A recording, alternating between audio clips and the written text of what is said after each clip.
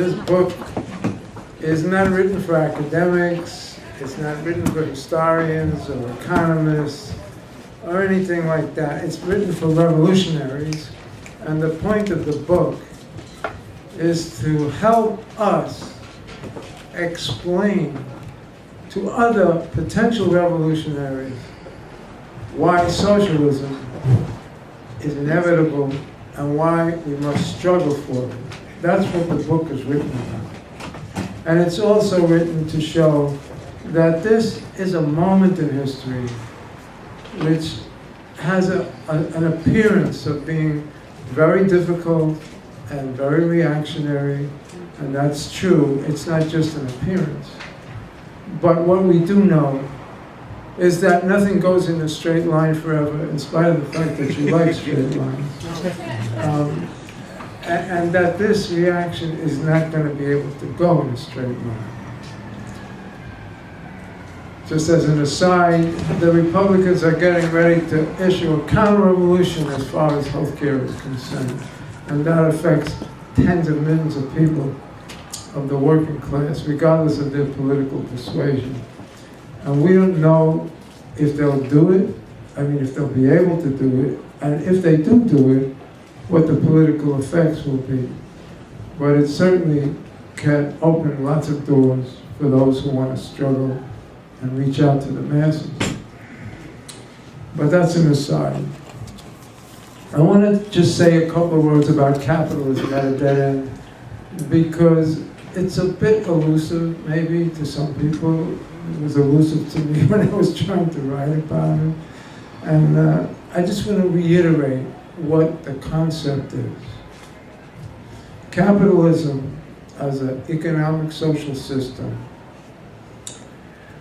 has gone through many, many stages. It's gone through many depressions, recessions, and they've always been able to come out of it by growing, by moving forward, by expanding. This is a particular stage, John said it's unique, because they've reached a stage where they can't move forward anymore. They can't move upward. Right now, they're treading water. They're just about staying afloat from the ramifications of the financial and economic crisis of 2007 to 2009. But what's different about this crisis, and it's more or less like what happened in 1929 to 1939 in the Great Depression. They never could get out of the Great Depression. They tried the Works Progress Administration, which was a gigantic jobs program. They tried all kinds of measures of financing their way out. They never got out of it. At the end of 1938, they had still about 14 million unemployed. The only way they got out of it was by preparing for war, and then by going to war and destroying Europe, Africa, Asia, huge parts of it. And then by winning the war, they got to rebuild all of it, the US imperialists. Got to rebuild everything that they destroyed. And that was what created a new phase of capitalism where they moved upward from the Depression. Fast forward to now, there's all kinds of measures that they've used to get out of the 10 recessions since World War II. They've tried bailouts. They've tried pouring money into the military. They've tried expanding imperialism. They've tried cutting wages and breaking unions. They've done everything that they can do to artificially get them out of the crisis. But it hasn't gotten them out of it. It hasn't gotten us out of it, I'll tell you that. If you're working, the chances are that you are living a crisis of debt, a crisis of medical care, a crisis of student debt, a crisis of auto debt, a crisis of credit card debt. You're living at the edge. Most people in the country couldn't come up with $1,000. And that's the truth. And a lot of them couldn't come up with $400 if they needed to in an emergency, if the car breaks down, whatever it may be. So whichever way they turn, by pouring money in, by pouring money into the military, there's no place to go forward, go up, and lift society up in a material way. They're stuck. And nobody knows when the thing is all going to come down. You have in your thing, in your little packets, a graph. We'll look at it later. But it shows the system trying to get up and then falling down again, trying to get up and then falling down again. That's what's been happening for the last 8 years, since 2009. So that's what we mean by capitalism at a dead end. It's still going. Nobody has overthrown them. And they haven't collapsed. The reason they haven't collapsed is because, unlike 1929, the ruling class is very rich and they learned a lot from the last depression. And they poured trillions of dollars into trying to keep the thing from just everything coming down. And they were able to stabilize it at a stagnant pace of growth. So this is what we want to discuss. But in order to understand capitalism at a dead end, we have to go to some Marxist concepts that are not familiar, but are not hard to understand. We're going to have to discuss the law of capitalist accumulation. It sounds like a big thing, but it's pretty simple. What it means is that the bigger capitalism gets, the more the richer they get, the more technology they use, the less they need workers. That's what it's about. I mean, it's important to know what it means. If you read Capital, which is not such a bad book, the first 93 pages are hard, but the rest of it is pretty good. No, it's I'm like serious. You keep out science. I'm serious. The first part, you sort of break your brain on it for a while. And you read it over and over and over again. But it's not like Einstein. You actually understand it after you read it over and over again. Einstein, you read over and over again, you don't understand. But anyway, we have to discuss that. And in discussing that, we have to discuss something called the composition of capital, which again is a very simple idea. It's the relationship between the cost of the means of production, the cost of whatever it is, buildings, hospitals, burger machines, or Boeing 747s, compared to the cost of labor. That's what it is. The organic composition of capital is that relationship. If it gets bigger, what that means is the means of production costs more and more compared to what it costs for labor. That's what it means. So it's not that mysterious. And we need to say a few words someplace about the law of labor value, which is Marx's revolutionary conception. To oversimplify it, but to make it pretty straight up. All value that is created in this capitalist system is created by workers. All new value is created by workers. But workers get paid according to their value to the boss. And their value to the boss is as little as the boss can get away with, and enough for us to just live upon, if we can. Sometimes it's less than what we can live on. But that's the range it goes, from living slightly better to living here or living down here. That's the range for the working class. But when the boss sells the things that we create, the money that that boss gets consists of two parts. More than two parts, three parts, but leave the other one away. The amount that they need to pay wages next time around, because when you get paid, that's for before. You don't get paid in advance.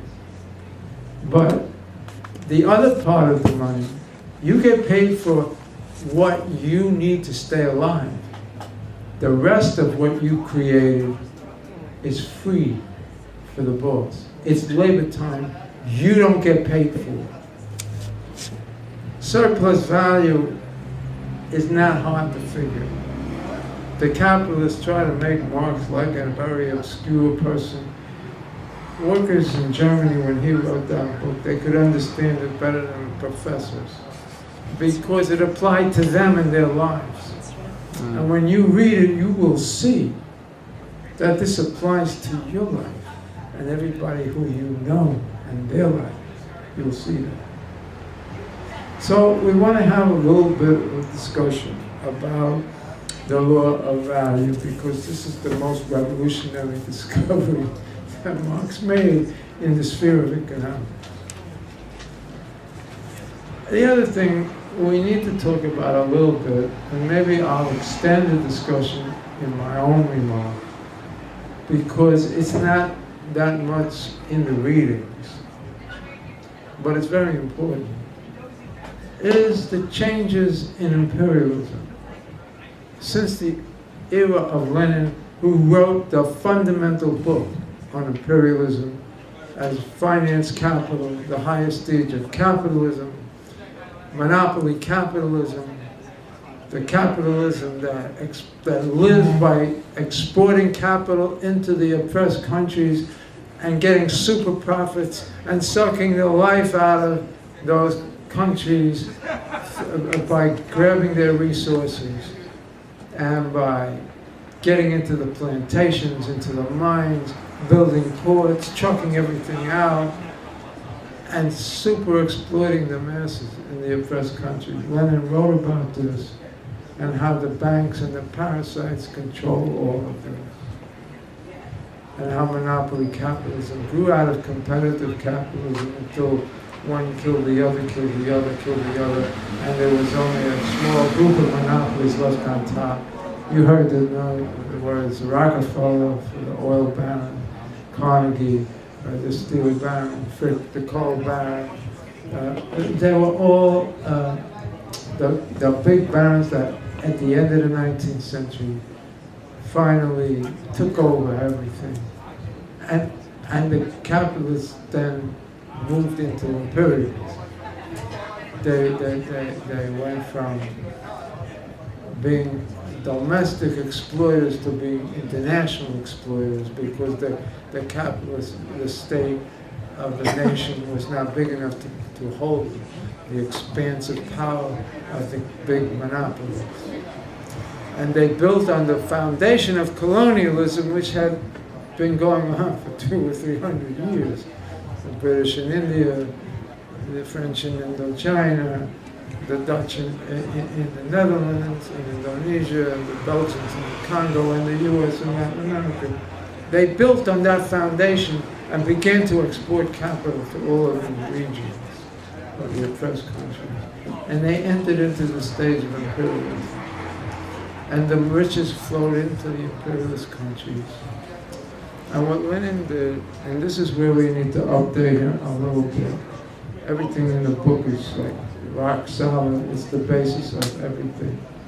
Now, he showed the relationship between imperialism and all of these super profits coming into the imperialist countries and the bribery that the bourgeoisie did to the upper layers of the working class and the labor leadership, how it turned them into a social base for imperialism. Hurrah for imperialism. Let's go to war. Let's go to get the Germans. Let's do this, let's do that. That was the mentality of the labor leadership and the upper echelons of the working class, especially the white working class, exclusively pretty much.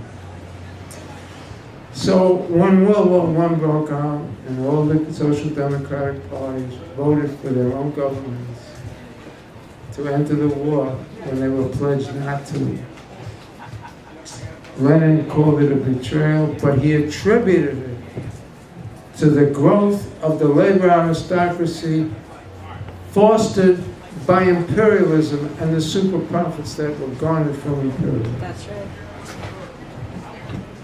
Now that is still true, but there's a countercurrent now. Because of the scientific technological revolution and the collapse of the socialist camp and the turn of China to opening the door to capitalism. They're not capitalists, but they opened the door to capitalists.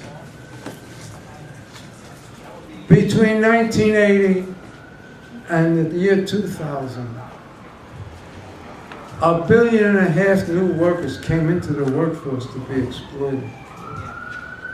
At the same time that the internet, supertankers, satellites, computer technology, all kinds of software was developing to allow imperialism to take advantage of the collapse of the Soviet Union, of Eastern Europe, of the national liberation struggles, the national bourgeoisie in Africa and Asia and elsewhere, who relied on the USSR as a shield against total takeover by neoliberal imperialism. That was over. And the imperialists went everywhere. And they could go and exploit workers, not just in the mines, not just in the plantations, not just in the ports. They could exploit workers wherever you could find them, anywhere. It didn't matter. If you could round up enough workers, you could set up a factory, plug it into the imperialist production chain, which all ends up with the big monopolies. You know how Foxconn in China and others in Indonesia and Vietnam and in Thailand. There are all, and in Bangladesh, there are all these subcontractors, subcontractors, etc., and they get the poorest workers who are most desperate, bring them into the factories. How? Because a big capitalist boss can sit here in the headquarters and have 20 screens up on all the 4 walls, and on one screen there'll be a graph of how much money is being made at the moment. And on the other screens would be the factories that they have all around the world.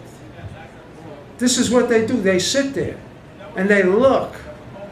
And if they see something is going down, they'll shut down a factory in New England or in Connecticut and reopen it somewhere else. And the workers know this and they get scared. And what happens is you have a global race to the bottom. Each worker can compete against oppressed workers, low wage, can compete against higher wage workers in the imperialist countries. Not in mines, but in anything.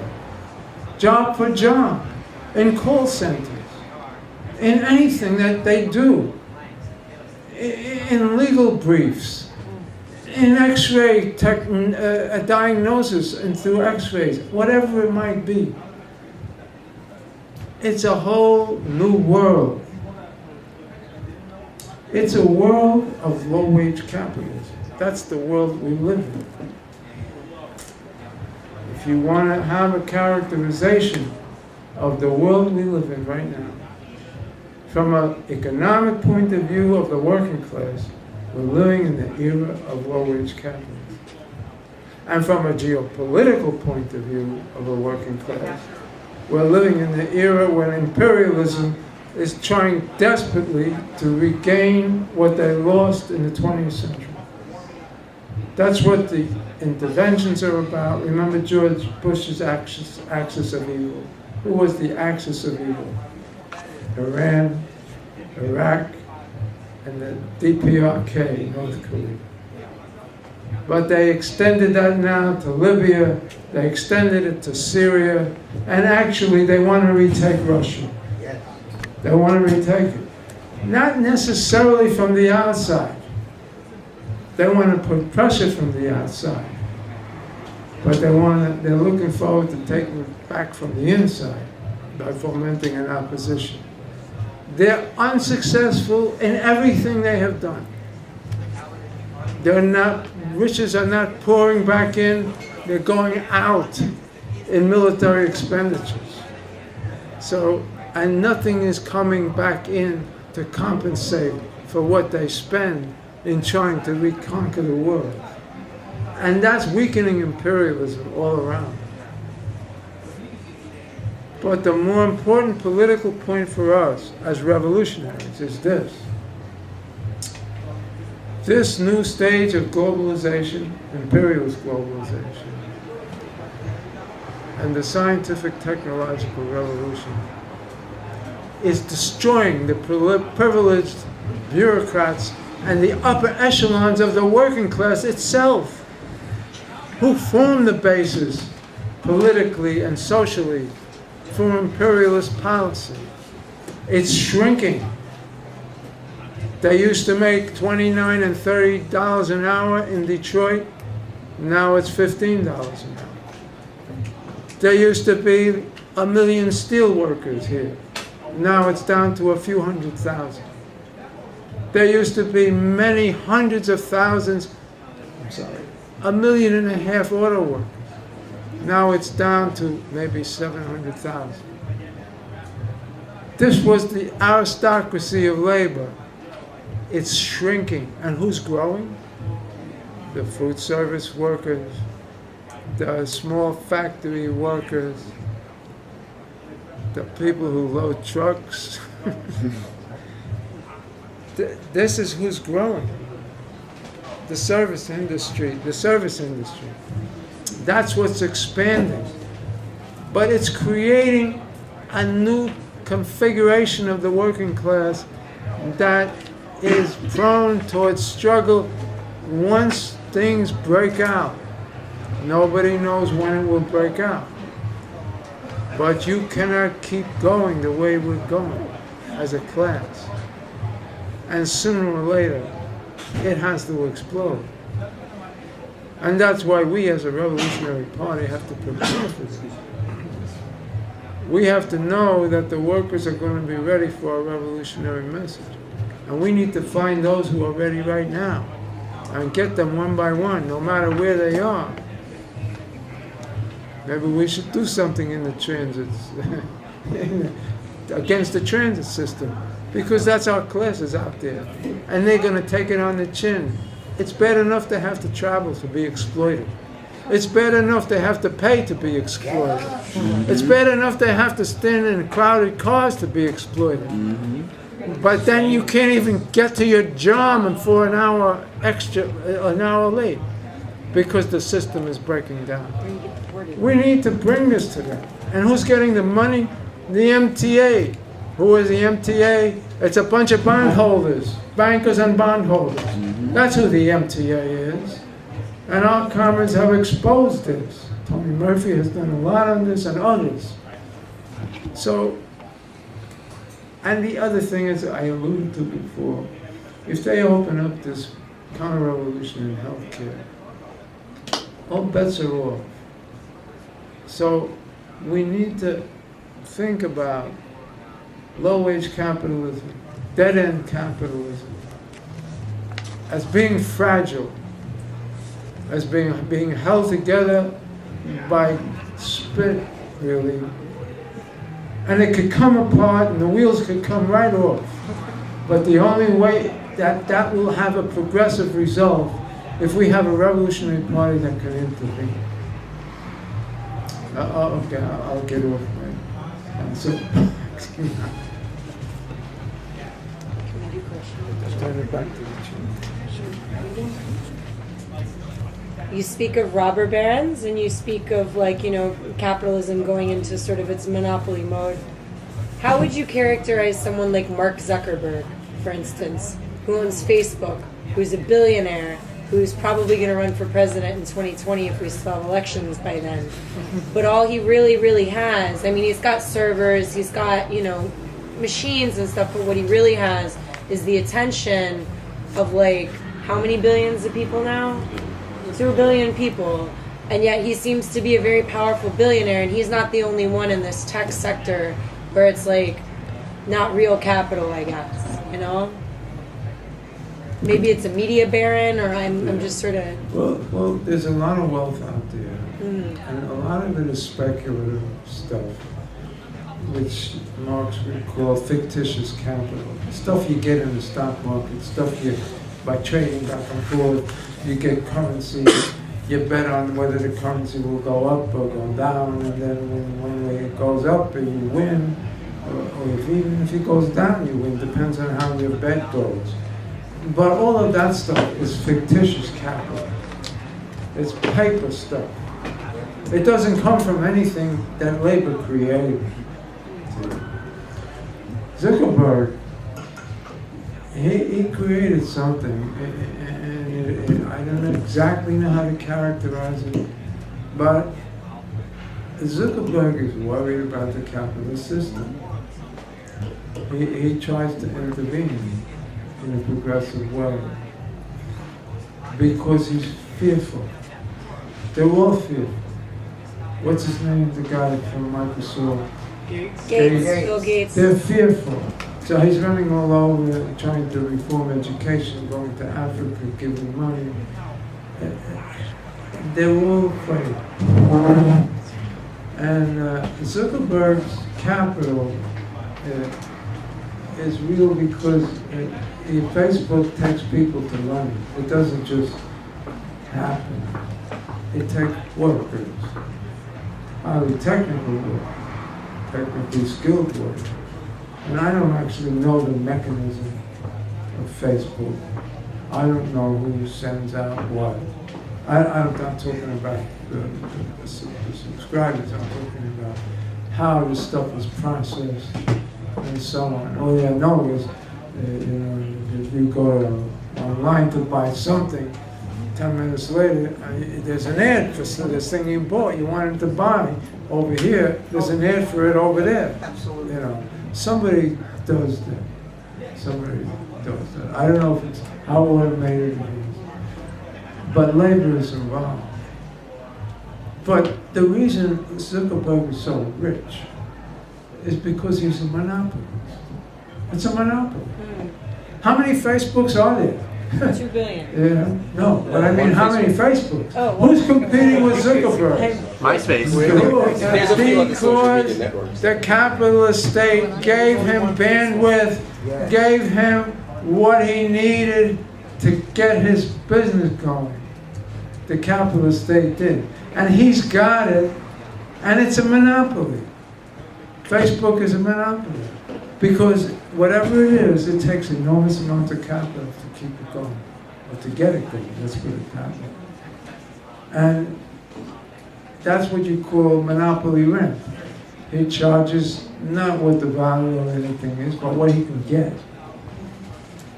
The same thing with Bezos in Amazon.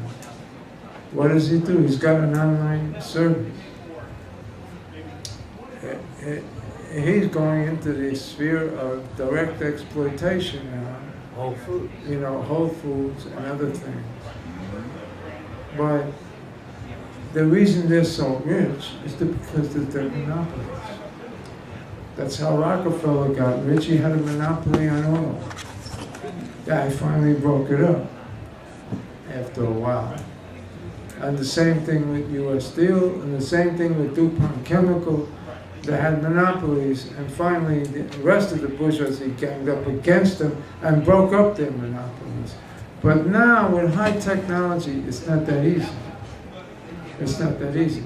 But he's being permitted by the capitalist state to have a hold on this monopoly. So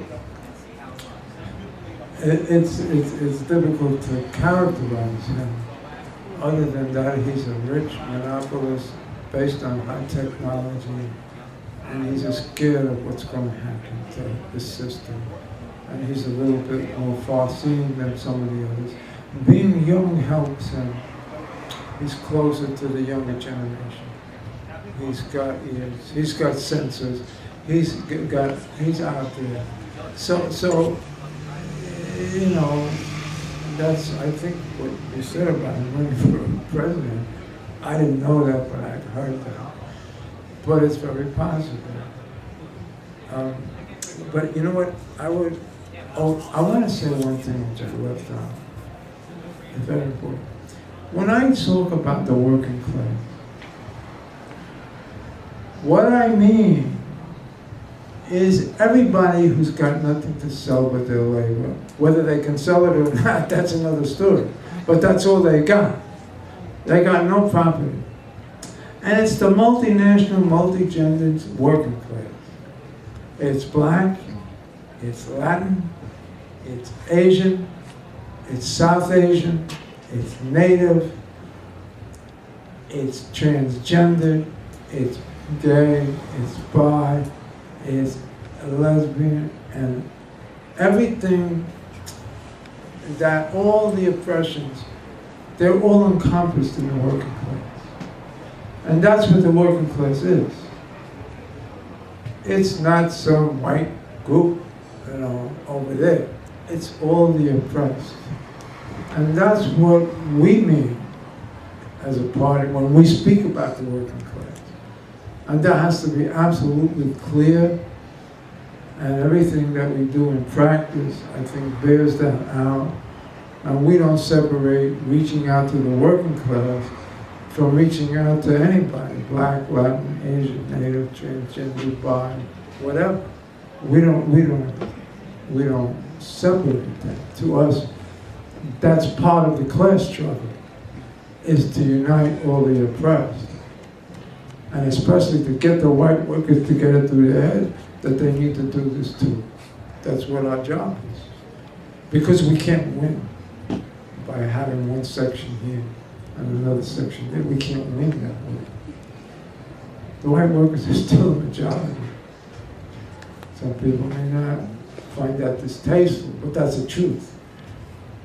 And those people in Appalachia or in Midwestern Ohio who are dying of opioid addiction or diabetes or whatever, they have to be pulled away from the Trumpites. I'm not saying they're little Trump, by the way. This may be a big exaggeration. There's a lot of middle class people with Trump. But those who are, we have to pull them, no matter how backward they may be at the moment. Because their life conditions are going to get a lot worse pretty soon.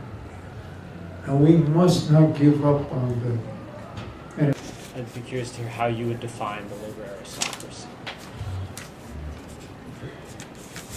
Well, I would define it concretely, historically. I would say Trumka, the FLC leadership, who get all these big money and they have big offices in Washington. And then there are the lower level, the heads of the internationals, you know, that sit, it's like 50 something now, it used to be 65, heads of the internationals, their staff, their underlings. That's the beginning of the labor aristocracy. But within the class itself, there were the upper paid workers, very upper paid, plumbers, electricians, carpenters, who went to see Trump? The Brotherhood, the Brotherhoods, very cool. The skilled trade Brotherhoods went to be with Trump.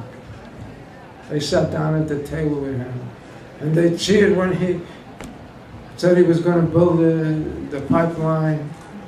Mm-hmm. And when he said they were going to get those Indian, those native people off the properties, including the laborers, by the way, who are, they don't deserve the leadership they have. He's an Irish guy, I forgot his name, the head of the labor's union. Their members are mainly Latinos. Excuse me? What did you The International Laborers Association, the ILA. You see them in the streets here. They're building, houses and buildings and stuff. But some of them are going to go and work on the pipeline. So they went along with the Brotherhoods, and they all sat with Trump. So that's all categories. No category is airtight. As you move from the center of the category, you get less and less dense, and then you sort of transition into the next category.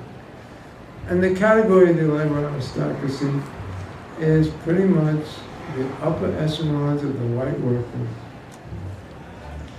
And there are some black people in it, and by the way, Richard's union has got leaders who are part of it, and Latinos too, right? But it fades, and it used to be like this, and it's getting like this. Because, I'll tell you why, if you're making $15 an hour, and the legal leadership in the UAW or whatever sells you out, then you're in trouble. If you're making $29 or $30 an hour and they sell you out, it hurts. But you're not in deep, deep stuff yet. But that category of $15 an hour is growing because all the contracts that are signed phase in the $15 an hour and phase out the $29 over time. So the UAW is shrinking towards a low-wage union, which used to be the powerhouse union in the United States, which is the one that built the Congress of Industrial Organization, the CIO, through sit-ins and strikes and struggles and beatings and fighting the police and fighting the National Guard and so on. They were the ones who set the tone for the rise of the labor movement in the United States. But the opportunists came to the surface, and during the war, the bourgeoisie had all this money, and they pulled them in and made them part of the establishment, Walter Reuther, and made them part of the establishment, and they turned into craven bureaucrats who were just instruments of imperialism. Labor lieutenants of the capitalist class, thank you. So, but the category is sort of, you can visualize the top of it. The next layer is somebody who's a plumber who's making $90 an hour or whatever. The next layer is an electrician who makes slightly less but makes plenty. But even those people are being undermined because there's all kinds of people running around being plumbers who are not in the union, can't get in the union, mainly because they may be black or Latin, and they hire themselves out to some the petty bourgeoisie that's running up to Harlem or running over to Bedford-Stuyvesant or whatever, and they need somebody, they don't want to pay $90 an hour, and some black guy says, hey, I'll fix your plumbing, for $50 an hour, or for $30 or $40. This is gradually undermining the labor aristocracy, and that's the way capitalism is working. That's the trend. I don't know how to draw a line of the category. I think part of it is political and sociological. What do they consider themselves? This is an important point. How do they view themselves, and how do they view when the U.S. goes and bombs all these countries and ships jobs overseas to get cheap labor? What's their view of that?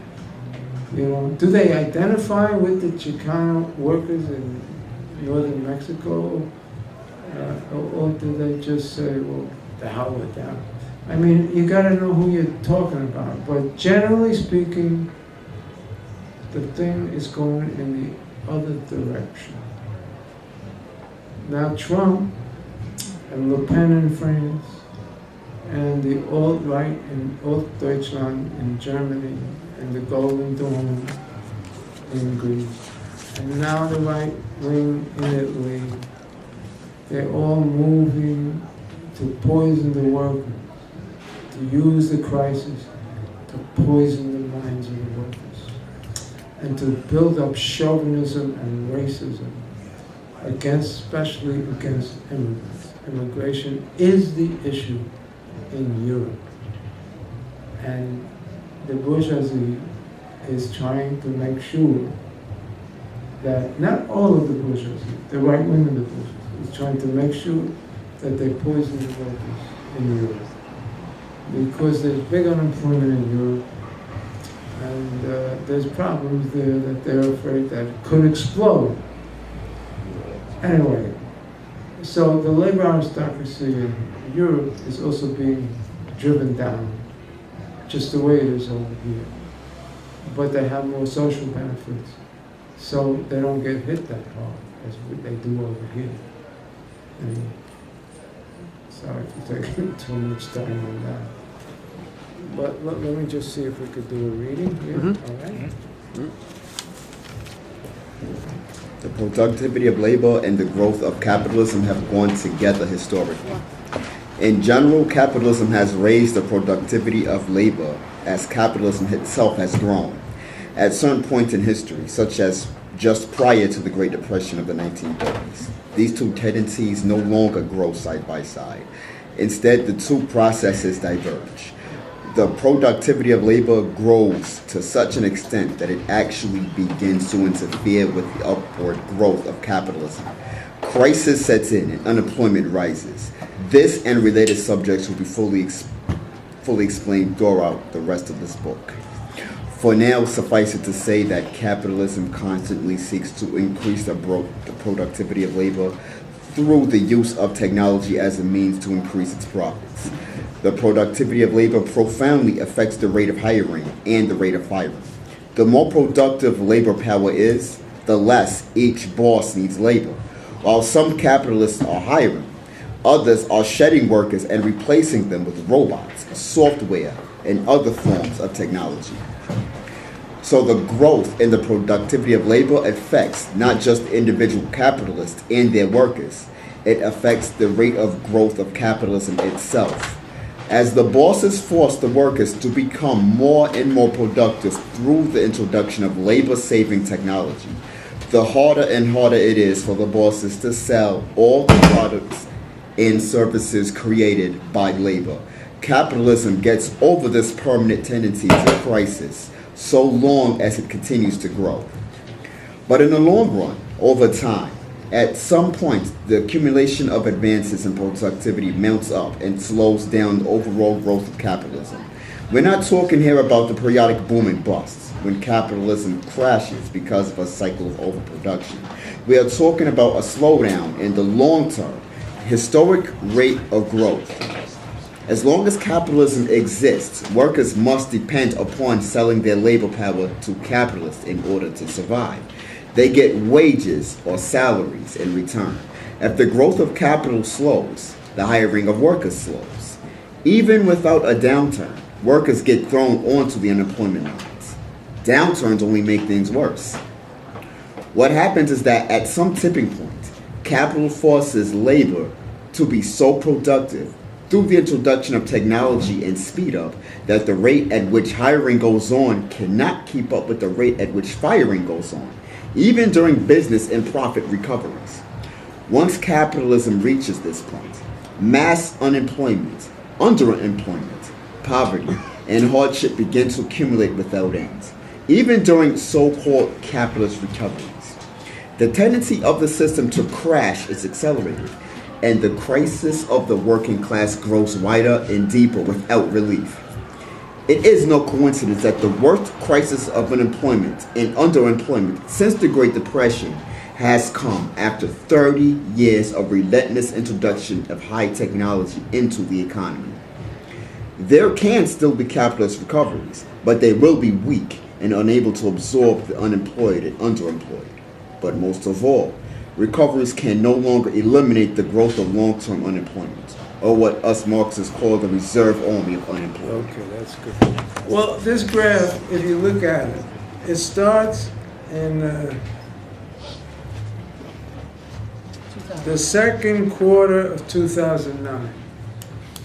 That's the end of the crash, the second quarter. Third quarter, capitalism begins to come back and grow a little bit. What this means is the gross domestic product, which that's their measure. We don't know how accurate this is, but let's take their statistics as the basis for our discussion. This means the next quarter, the third quarter in 2000, which is when the recovery began after the crash, the economy grew slightly over 1%, the gross domestic product created. In the fourth quarter, it grew almost slightly under 4%. Then in the first quarter of 2010, it grew around 1.5%, then it went up. But then it came back down in the third quarter of 2010. Then it came down a little more, and then it went down under. It shrank, it contracted. Okay, then it started to come back up. Then it came up a little, then it came up more, then it began to drop. It dropped more, it dropped more, it dropped almost to zero. Then the next quarter, after going down to zero, it came up, came a little bit up, came up more, boom, it contracted. Then it came up a big amount, 5% almost, down to 4, less than 5, down again. It almost under 1%, 0.5%. The same thing happened with the last quarter that ended in the first quarter of 2016. What do you see? If you draw the general line of this, it goes like this. Boom. Boom. Boom. You could just draw this. You could just draw a line around it. And each one shows that the economy is trying to grow, and then it falls off. It can't reach, what do they call it?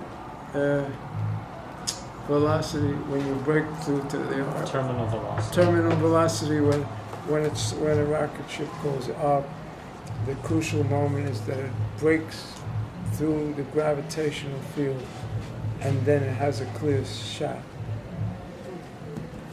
U.S. capitalism can't break through that gravitational field of growth. The productivity of labor we talked about, because it's so high, the capitalists can't invest their money. Because if they invest their money and the market is saturated because of productivity, they'll lose their money. The company they invest in will go bankrupt. So I think Apple has, hundreds of millions of dollars in cash.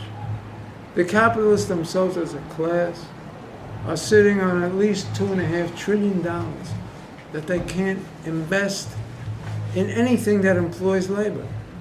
Because if they do, they can't create profits, because as soon as they start to sell the stuff, the thing will collapse, because they're creating low-wage capitalism at the same time. So they're destroying their markets by paying the workers nothing, and they're saturating the markets by creating productivity of labor. Lenin explained that under capitalism, production grows at geometric proportions and wages grow at a crawl, at a snail's pace. Now this is what's happening not every 10 years, not every 5 years, but every 5 quarters, every 4 quarters. That's what's happening. It tries to grow, and because the markets are so saturated, it falls off.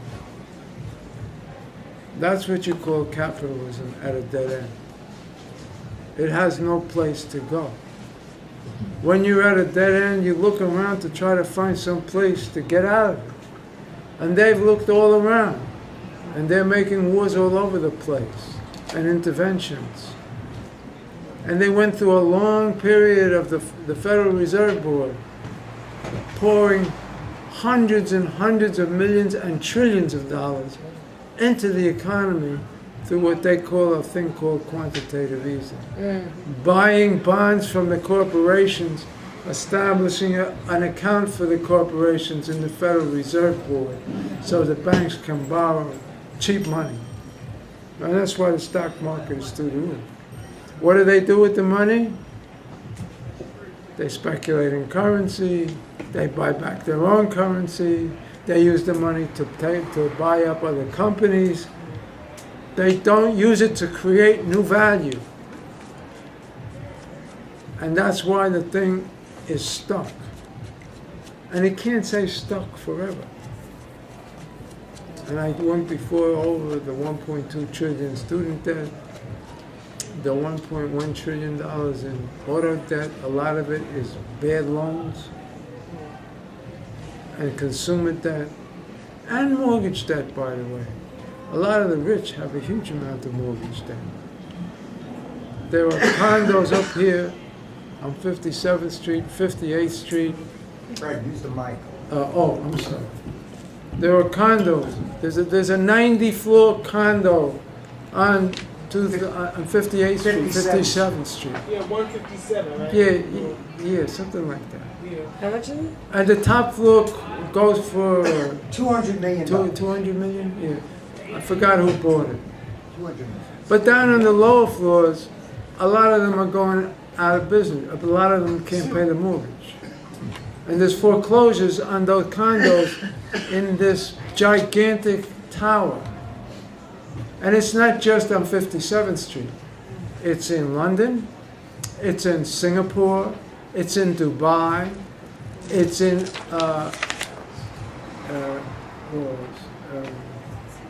it's in China, actually. Malaysia, probably. In Asia, yeah, right. So there's a lot of big mortgage debt that doesn't show up, as in bad loans. But my point is that credit is used to compensate for overproduction. When you produce too much and you can't sell, the auto companies send out the word, give loans. Give loans. And these sharks all go and give loans, and GM says, we're not going to look at what you did. We're not going to look and see if you check this person's credit. We're not going to look and see if this person can pay. Just give the loans. That's it. That's the word from Detroit. And there's all these bad loans out there. Long-term, bad loans. And that's how you compensate for auto production that's excessive, that the market can't absorb. That's how the housing bubble started under Greenspan. to keep the economy from collapsing. He sent out the word, we're not going to look too closely at the credit agencies who fake the credit, at the bundlers who bundle the debts, at the banks and the financiers who buy them up. And then the whole thing came crashing down. I'm not predicting an immediate crash, but I'm saying that the same process is going on at the moment. By way of an approach to analyzing the crisis, it is important to start with a theory developed by Karl Marx, which he called the general law of capitalism accumulation in Volume 1 of Capital. The basic premise of the law is that as capitalism develops technologically, its relative need for labor continues to drop. What Marx called the reserve army of unemployed grows as capital becomes larger and more productive. It was this tendency which Marx saw as ultimately leading to the overthrow of capitalism. Capitalism needs fewer and fewer workers with every increased dollar of investment as the bosses pour their capital into more productive technology. As they spend more and more on computers, software, robots, and so on, they continually shed workers, pushing them onto the unemployment lines or into dead and low-paying jobs. The capitalist goal is to produce more and more goods and services in less and less time. This tends to increase mass unemployment. Only the enormous and continuous expansion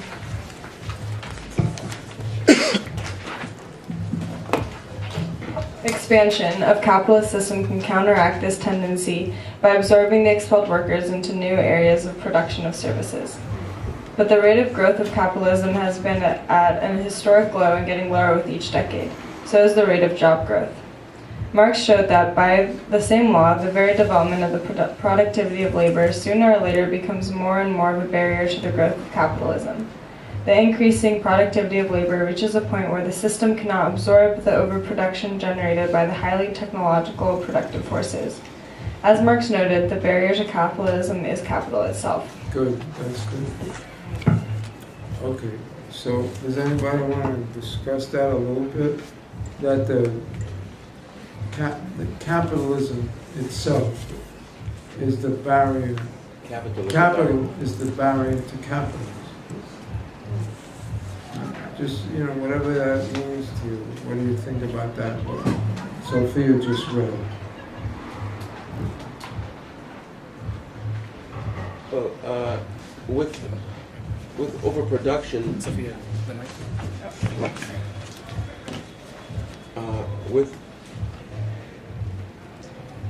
With overproduction, the capitalists produce so many products that the forces that they have unleashed can't be used anymore because they have too much. And so if you have too much capital produced, then more than it can be absorbed at a profit, then you stop producing so capital has become a barrier to capitalism. The key phrase in there is that it can't be produced and sold at a profit. That's the key to this whole thing. Overproduction doesn't mean that they're producing too much that beyond what people need. People need everything. They need housing, they need cars, they need food, they need medical care, they need everything. They're suffering from a lack of things to survive. But overproduction under capitalism means producing more than can be sold at a profit. And as long as the bosses keep the workers impoverished, it's harder and harder to sell at a profit. And as long as they produce more and more per hour, there's more that they have to unload on the masses. And the masses can't afford it. Now you look at that graph. Don't forget that graph. Because that's a graph of them trying to start the system up and failing each time within 3 or 4 months. That's what it's about. Or within a year, let's say. And that means that it's going to break. This can't keep going. And by the way, the thing about the unemployment rate going down is ridiculous. How did Trump get elected? How did Bernie Sanders get all these votes? He got all these votes because he denounced Wall Street. That's how he got it. It's that simple. He said everybody should have a job. So that's what happened. Deal with this one.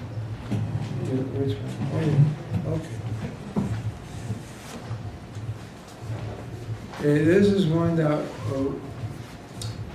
you got this. Everybody got this. You got this. The real unemployment number: 102 million working age Americans do not have a job. You want to read a little bit, Sarah? Sure. Just start from the beginning.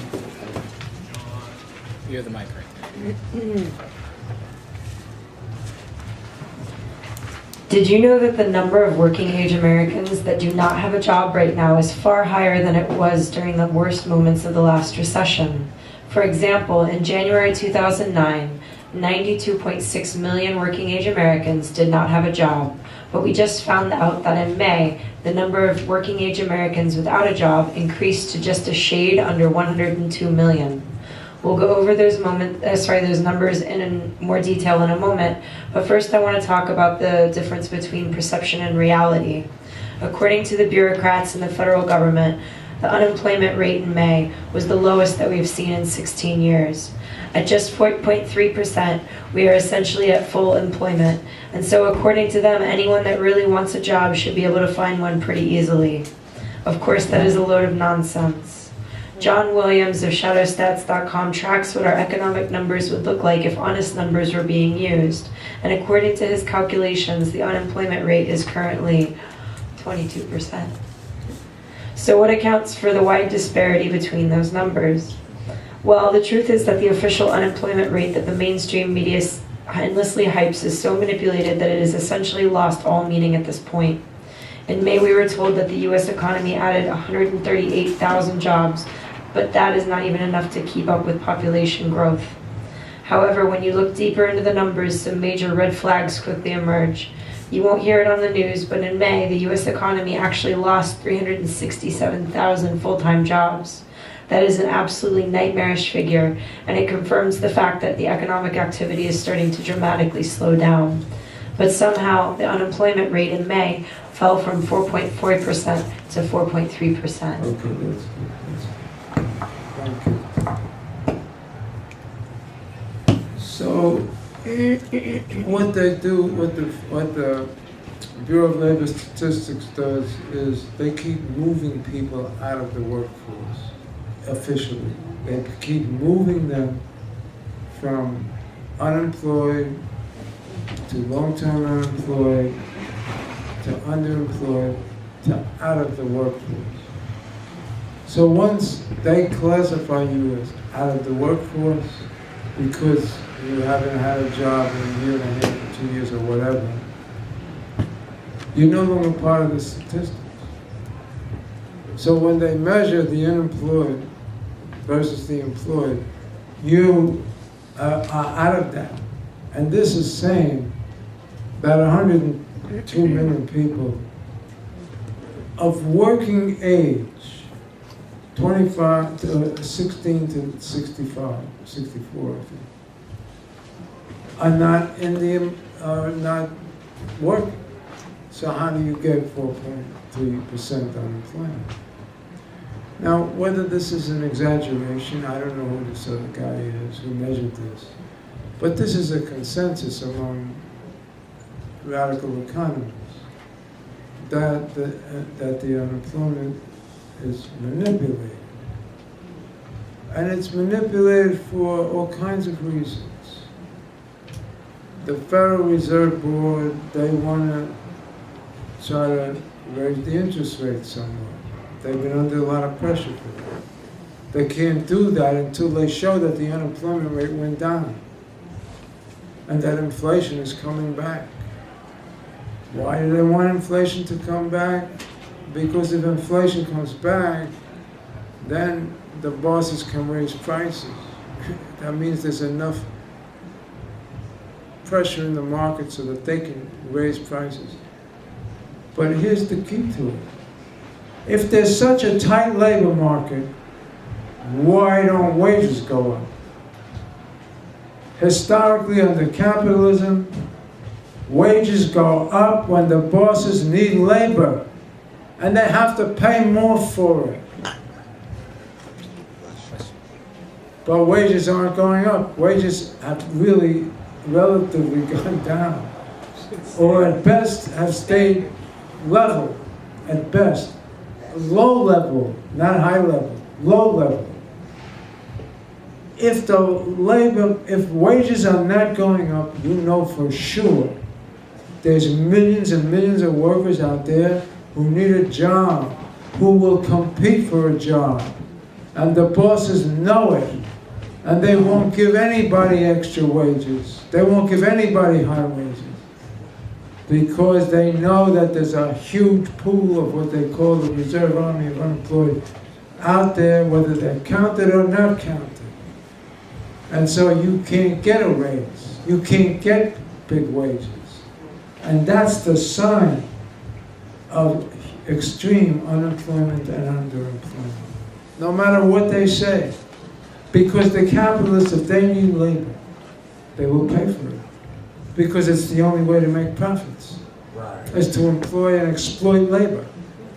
So if they are not hiring to employ and exploit labor, and they're not desperate to get workers to keep up with their need for production, it means that there's masses of unemployed workers out there, and they just won't raise their nickel.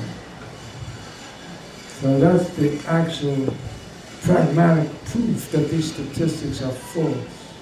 At the top, the rise of the jobless recovery. There were early signs of the developing crisis. During the recovery from the 1991 recession, when George H.W. Bush was president, the term jobless recovery came into use for the first time. It described a new phenomenon not previously observed in post-World War II U.S. history. A jobless recovery means the capitalist production recovers after a crisis, but the working class does not. In the classic boom and bust cycle of capitalism, after the bust inventories are sold off gradually, a new production cycle begins and capitalist expansion resumes. The boss's need for labor grows with renewed production at a higher level, and so does employment as workers get called back to work. Historically, there was a lag of 3 or 4 months after the recovery began before the bosses began to rehire, depending upon the industry. In 1991, a fundamental change occurred in the nature of the capitalist business cycle.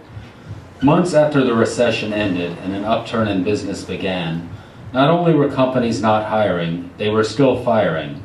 It took a full 18 months from the depths of the crisis for jobs to recover their pre-crisis level. Furthermore, economic growth was slow and muted. Alan Sinai, who was quoted at the opening of this book, was one of the first to sound the alarm about the jobless recovery of 1991 through 1992. In a paper based on his testimonies before congressional committees in the fall of 1992, he wrote, "Indeed, the current business cycle episode is the most unusual in the era since World War II, aberrant and perhaps different from all others in U.S. economic history. Most unusual is the jobs pattern, still showing net declines in most sectors as businesses try to cope with the prolonged stagnation by holding down headcount, squeezing wages, reducing fringe benefits, pushing healthcare payments back onto labor, and getting tough on suppliers. This dismal picture was painted a year into the recovery as job creation still had not reached pre-recession levels. This had never happened before." Well, I think it has to do, first of all, with the restructuring of capitalism that took place in the Midwest. During the Reagan administration and the first Bush administration, they were beginning to put robots, GM was beginning to put robots in at record numbers in the auto industry. Big things were happening in mining, surface mining. the mini mills and steel were beginning to start. So it was the technological basis for the collapse. I think the collapse of the USSR was the basis of the recovery. That's See, I think that's what the sequence is. They were in and got everything. They were they were in trouble, but they got a big break. The USSR collapsed. All of a sudden, they could run into Poland and Hungary and Bulgaria right. and the former GDR and into Russia itself and pour capital in. And that was what saved them from that crisis. So I think it was technology that brought that crisis on, and the collapse of the USSR, which gave them a way out.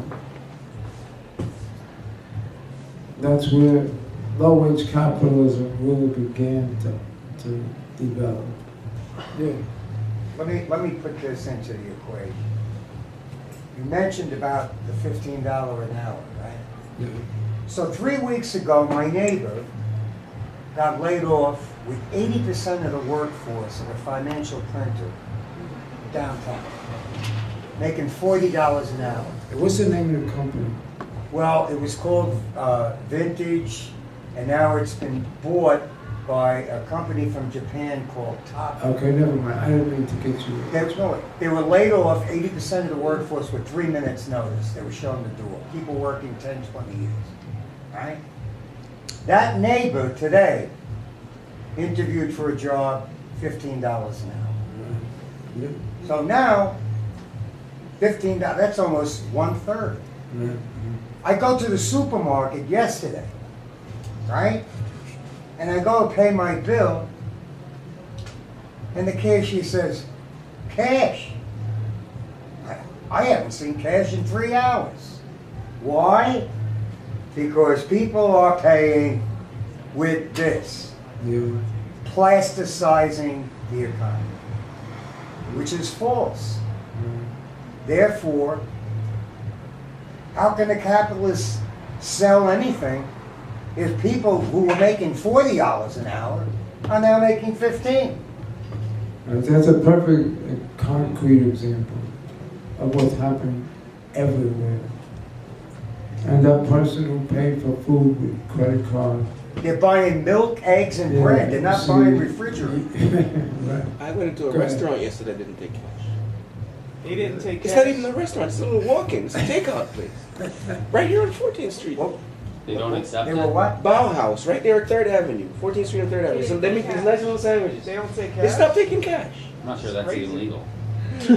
They stopped taking cash. Yeah. Yeah. A capitalist can. It seems like the capitalist can do one of two things, and I don't understand why they decide to do one or the other. But it seems like they could buy a high-tech factory that's computerized and hire 4 people and produce goods, or it seems like they could also try and open up a prison that employs labor for like $1, And in the U.S. they have both of those options, and I don't know why they do one thing or the other and how those things are happening in tandem, because as we do see like mass unemployment, we are also seeing this explosion in the prison system, right? So, like, what's going on there, I guess? Yeah. Well, let me just step back for 1 second. The restructuring of capitalism by high tech hit the black working class the hardest. The black workers were the highest proportion of union members, way higher than white workers, especially in the UAW and in the Midwest and steel and in the big industries. Of course, and postal, yeah. Right. But when the restructuring hit, the bosses hit the big industrial centers and created mass unemployment among black workers by taking these factories and putting them out in the suburbs and just cutting off the workers from the communities from employment. It's in the book, in Low Wage Capitalism. It's in the book. The statistics of what happened to the black workers when the scientific technological revolution hit the Midwest. So this is their children. This is the children of the workers who were destroyed by being pushed out of the plants. I'm not saying everybody has got that, this, you know, has that description. But this is the next generation of black youth. They expelled the black workers from the plants because they would have preferred to get somebody from rural Ohio or Indiana than trying to find the black worker in Gary or in Cleveland. Because the rural worker in Ohio or in Indiana is more likely to accept concessions, more likely to fold under the pressure of the bosses. Whereas the black workers were brought up in Detroit as militant, as to fight. They learned to fight. That's how they got to be there in the first place, and that's how they got to stay there, and that's how they got their wages, because they learned to struggle and fight and go on strike and do whatever was necessary, fight the foreman on the floor, and so on. That's why the bosses are so afraid of the black working class and made a major attempt to destroy it and break it up. Because they felt they didn't need them anymore. They could get along by bringing these steel mills into the middle of no place, carting scrap iron in there into these mini mills, throwing it in there and coming out with steel. They didn't need these big integrated steel plants where the black workers were. And the same thing with the auto plants. So if they didn't need that generation of black workers, they need even less this generation of black youth. That's why they don't educate them. That's why they took all the education away from the black community. Right. Because why educate people to be able to work when you're not going to employ them, so the bosses think, the hell with this. Let them do whatever, you know. Take the books away. Don't give them any computers. Don't give them any modern means of education. Give them second-hand books, third-hand books. You know, that's the way, because they are superfluous from the point of view of exploitation and capitalist exploitation. And that's why the prisons are mounting and piling up with more black and Latin people. But plenty of poor whites are in those prisons. Don't get it. Don't be. If they're 50% black and Latin, they're 50% poor whites too.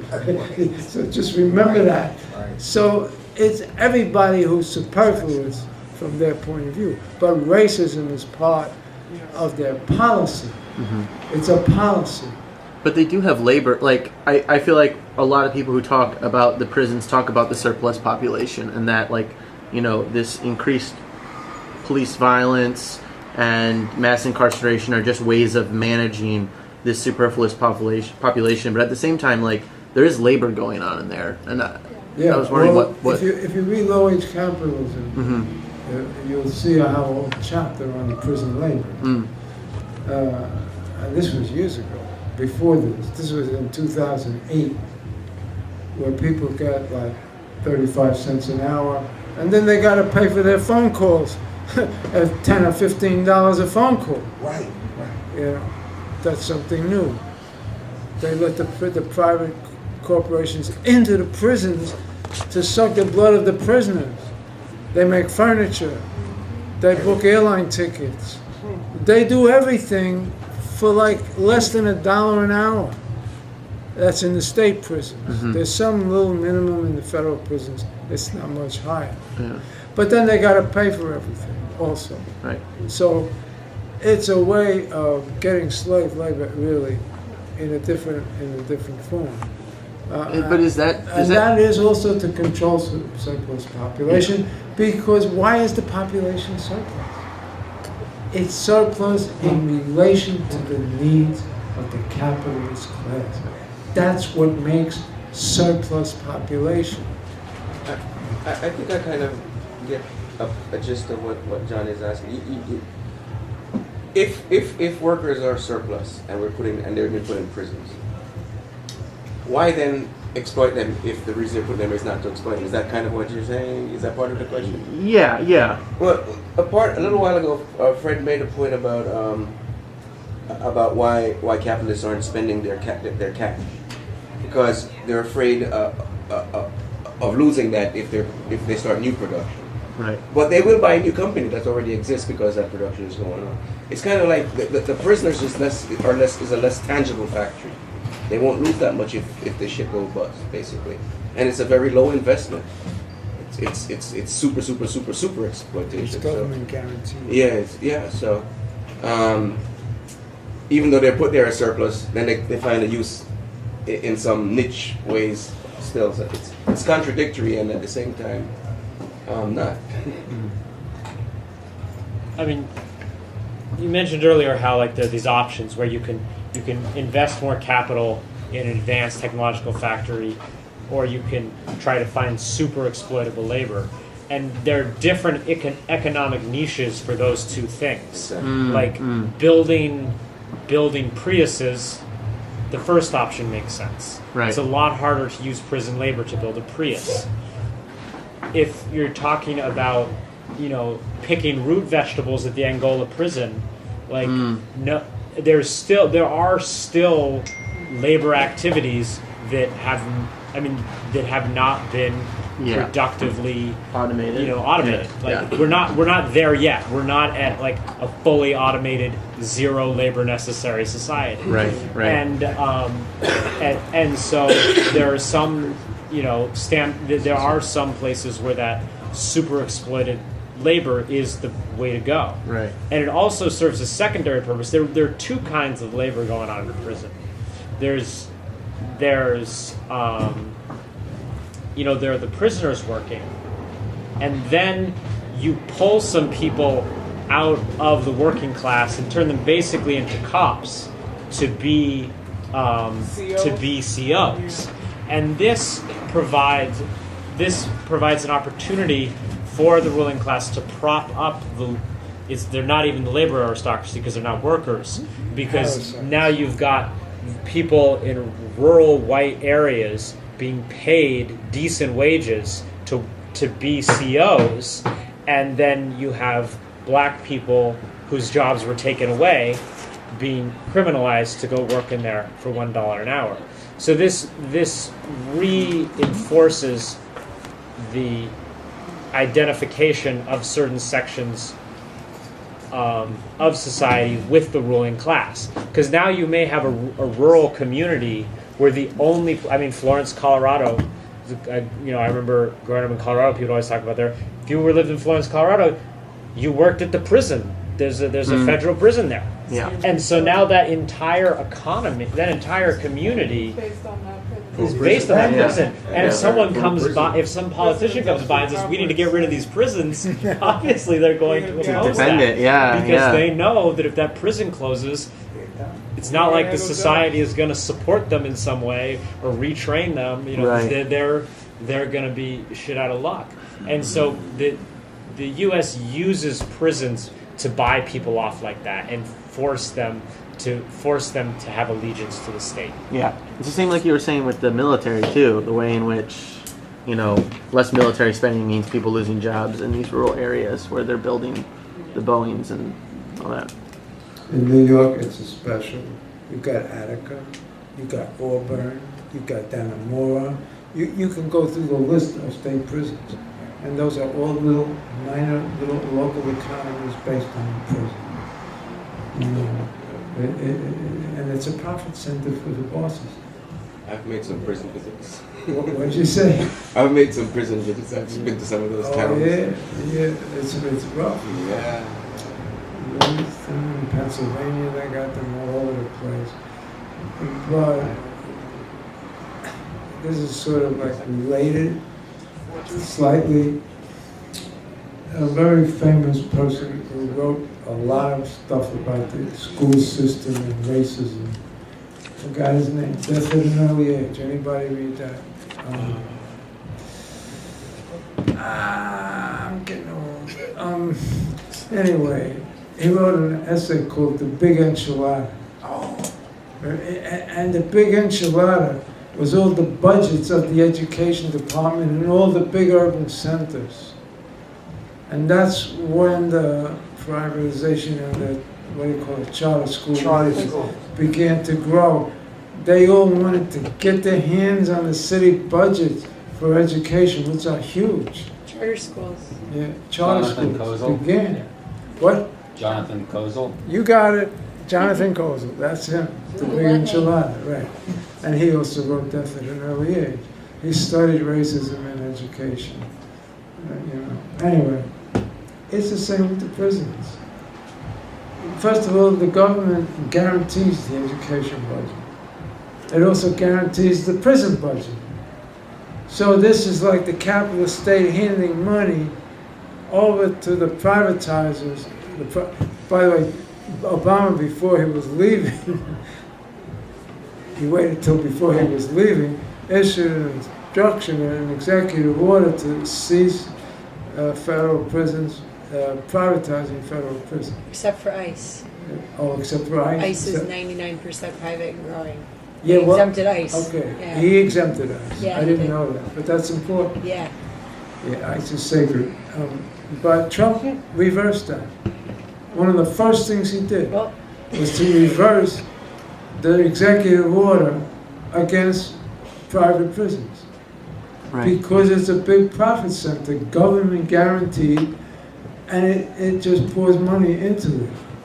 And because these prisons have to pay off, they work with the judges and the district attorneys to make sure they have a flow of prisoners. Yep. See, and a lot of them are black and Latin, but poor, you can bet that. So that when those prisons start to, if they empty out a little bit, they get more coming in. One judge was really finally found guilty of, Pennsylvania. of working a deal with the prison. Juvenile. But there's what? Excuse me. They were children. Yeah, they were children. Yeah. That's right. Yeah, that's right. I forgot the particular judge's name. But that's the racket that they run, because the bourgeoisie will do anything to get money. That's the name of the game. And prisons is a big profit center for them. Present crisis confirms Marx's analysis and prognosis. In that regard, the final words of his chapter on the historical tendency of capitalist accumulation in Volume 1 of Capital are appropriate.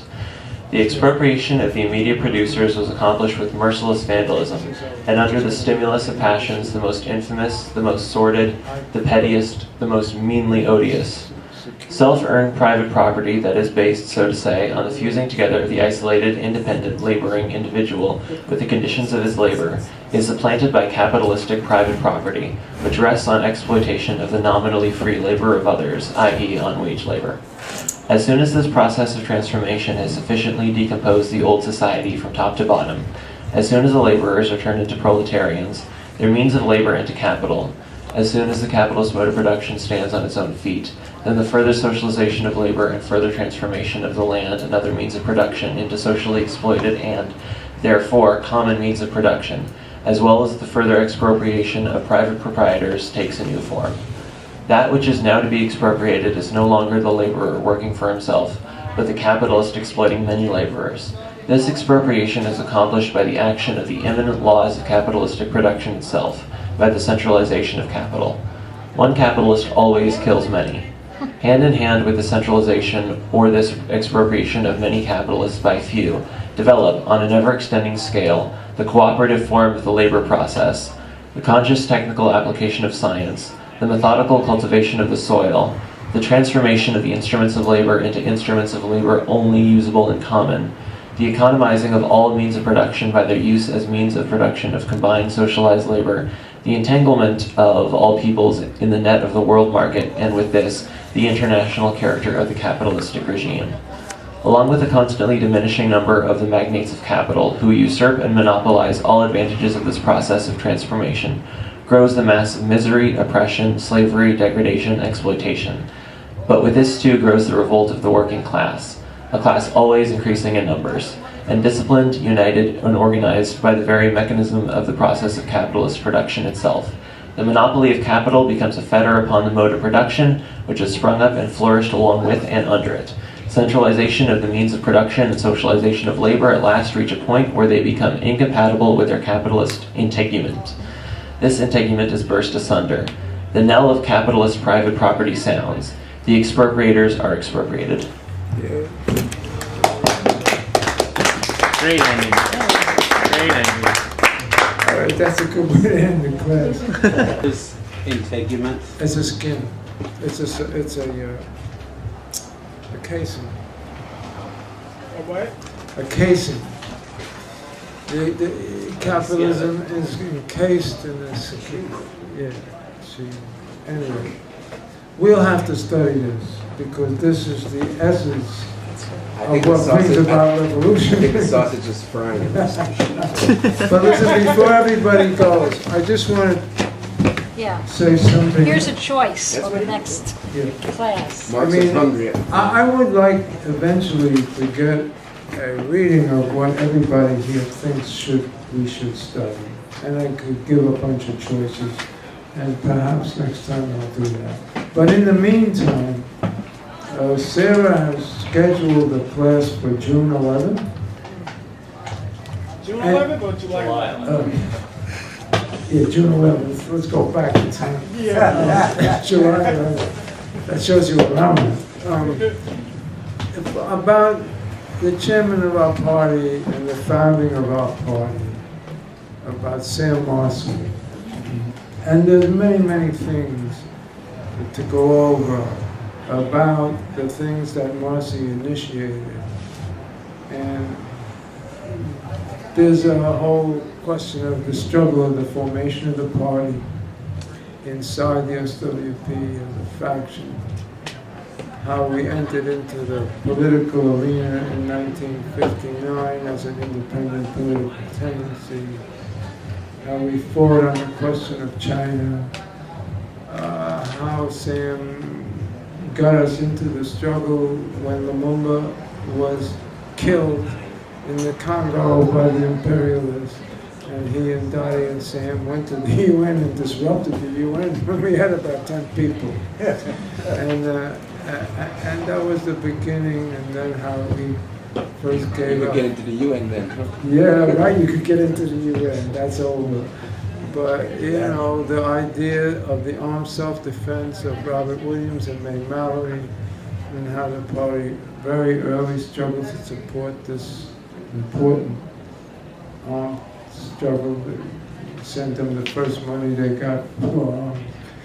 And from there on, how Sam strategized from bringing our party out of the factories in Buffalo where it was founded and turning the face of the party toward the revolutionary youth movement, which is what we built the party upon. And there's many other features of things that Sam did. The defense of the Black Panther Party, the defense of national liberation. Microphone? Oh, I'm sorry. Did anybody hear me? Yes, yeah. It was just starting to fade. That was me. Anyway, there's a lot to discuss that's of great significance for those who want to be in the party and function with the party, to get a deeper understanding of the origins and development of the party through studying Sam's contributions to the struggle. Not to be any less than the formation of the American Servicemen's Union. You see Renee over there, a veteran of the Vietnam struggle, and came into the ASU. And many good comrades came into the party through the military struggle to break up the Vietnam War. though. It's not. This is not an exaggeration. This is real. And there's many things. The Boston struggle, how we supported Martin Luther King on the one hand because of the tremendous fight that was going on in the South, even though it was pacifist in ideology. And on the other hand, we supported Malcolm X because we supported the right to self-determination and so on. And he was more militant, of course, represented a more militant current. By any means necessary, etc., etc., and how the party, through its support behind the Black Panther Party, the first day they marched into the Sacramento legislature, and so on and so forth. So there's much to learn by following and recapitulating the career of Marcy and some of the initiatives that he took. So perhaps we could discuss that on July 11th.